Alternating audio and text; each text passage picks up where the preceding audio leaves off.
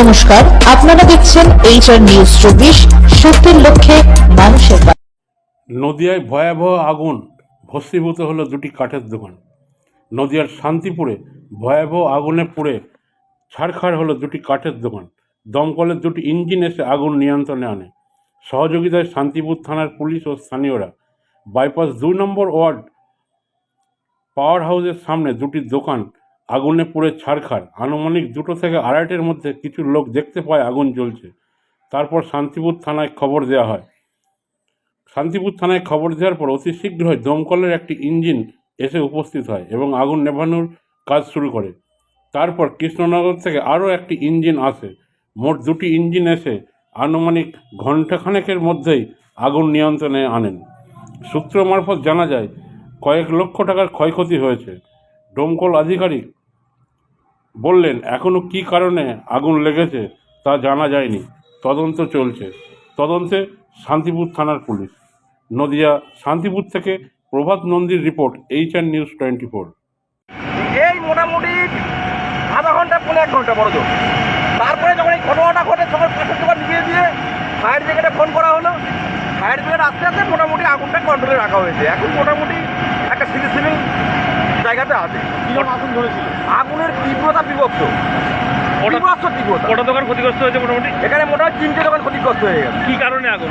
এটা কি কারণে আগুন সেটা বলা যাচ্ছে না, কারণ এই নিচ থেকে আমাদের যতটা ধারণা নিচ থেকে তত সময় আগুনটা উঠতে পারে। এর আগেও তো একবার হয়েছে। এর আগে পাশের দোকানে এরকম করছে, ঠিক আছে। এর কারণ আমরা কিছুই বুঝতে পারছি না কি করে আগুনটা চলছে। দোকান বন্ধ ছিল না খোলা ছিল? দোকান খোলা। আপনারা কোনো সন্দেহ করছেন কিছু? না, সন্দেহটা কি করে করবে? এই যে আগে একবার বলা হয়েছিল ইলেকট্রিকের কুলিঙ্গ পড়ে হতে পারে, এটা ধারণা করেছিলাম, কিন্তু এর কোনো এখনো তদন্ত হয়নি। আর কীভাবে আগুনটা ঘটছে সেটা আমরা কীভাবে বুঝে উঠতে পারছি। আপনার নাম? আমার নাম রাজু। এখানে বাড়ি? এখানে পাশে আমার দোকান আছে, আর যে দোকানটা পড়ে সেটা আমার দাদার দোকান। দাদার নাম কি? দাদার নাম হারাদুল সূত্রধর। হারাদুল। আর আপনার নাম? আমার নাম রাজু সূত্রধর। কিভাবে দেখলেন, কি হয়েছিল? ওই মেলে মাল সেলাই করছিলাম, তখন দেখি যে আগুন। ওই একটা ছেলে দেখালো মেলের লোক। কিভাবে লাগলো মনে করছেন? আমি তো কিছু বুঝতেই পারছি না কিভাবে। কত টাকার ক্ষয়ক্ষতি হয়েছে? কত টাকা ক্ষয়ক্ষতি হয়েছে? ও কাঠের দোকান, একটা কম টাকা থাকে নাকি কাঠের দোকান? গাদা সিংহাসন। দমকল এসছে?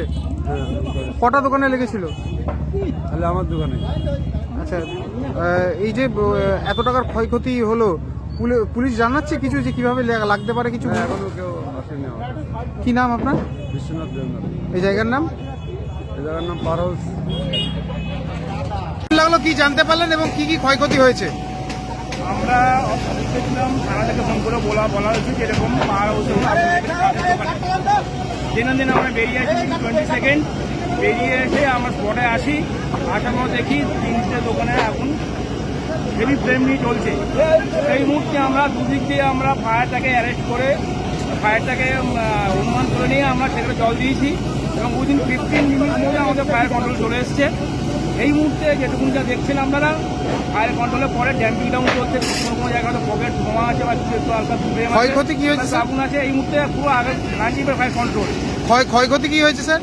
এটা দেখছেন আমরা তাই কাটতে কিভাবে লাগতে পারে বলে মনে করছেন আমরা বলতে পারি কি বলে প্রাথমিকভাবে? দেখতে লাগবে কিভাবে কি হয়েছে। আপনার কিছু বলা যাবে একই জায়গায় একাধিকবার আগুন, কি বার্তা দেবেন? মানুষ যদি আরো সচেতন হতে পারে, আগুন লাগবে না বলাও যায় না, কিন্তু মানুষ আরো সচেতন হতে হবে। এই শীতকালের দিনে অন্তত বেশি করে যেগুলো হাইলি ইনফ্লুয়েবল জিনিস, যেহেতু কাঠ এখানে, এটা খুবই দাহ্য পদার্থ, ভীষণ দাহ্য পদার্থ। এর থেকে যাতে আশেপাশে কোনোভাবে আগুন না জ্বালানো হয় বা এখানে কোনো বিড়ি বা সিগারেট খেয়ে কেউ ফেলে দিয়ে তখন আগুন লাগতে পারে, এই সবগুলো মানুষ জানে। আমরা সবসময় করি, মানে জানাই মানুষদের, তারপরেও আগুন লেগে যায়। আশা করি এনারা এই আগুনের লাগা থেকে সতর্ক নিশ্চয় আরও বেশি সতর্ক হবেন, এই আশা রাখি। আরও ইঞ্জিন কি বলা হয়েছে? হ্যাঁ, আরও ইঞ্জিন আমাদের অলরেডি এসে গেছে, প্রায় কৃষ্ণনগর থেকে বলা টোটাল কটা ইঞ্জিন আসলো স্যার? আপাতত একটা আছে, একটা ইঞ্জিন চলে যাচ্ছে। কি নাম আপনার? আমি OC Shantipur fire AS Chakraborty.